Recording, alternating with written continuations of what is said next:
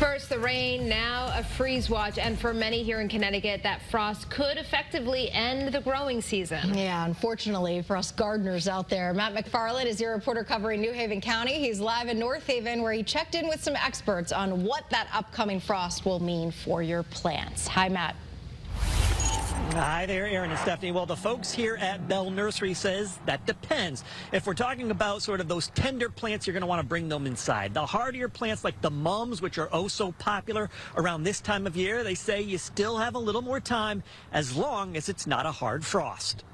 I have all the rose bushes around the house, in the front and the back. I have the wave petunias that's still holding on pretty strong. And while Tia Reinhardt loves her flowers, she's not worried about any upcoming freeze. Perennials are the easy way out for the winter frost. But others might be wondering what this week's chilly air will mean for them and their plants. If you have house plants and tender plants, you definitely want to bring them in before a frost. We usually recommend, they may need repotting before you bring them in. You may want to treat them for insects so you don't bring in some insects into the house. Depends on the variety of plant. Rob Jacobson ran his own nursery for decades, and with 45 years in the business, he now works part-time over at Bell Nurseries in North Haven, where there's plenty of colorful flowers filling the garden center.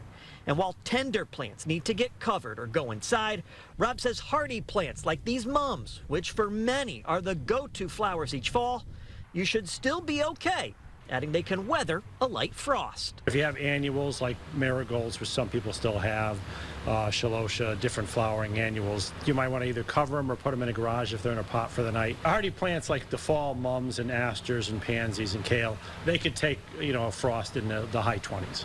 If it's really cold for a long time, it's different. Sometimes you spray a little water on the top of the flowers, that protects them a little bit because the moisture actually does help keep them from getting too cold.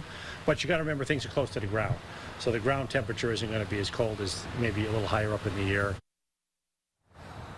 Again, Rob says those hardy plants can take a light frost, adding they'll typically start moving their plants inside their greenhouse in late November. Your reporter live in North Haven, Matt McFarland, Channel 3 Eyewitness News.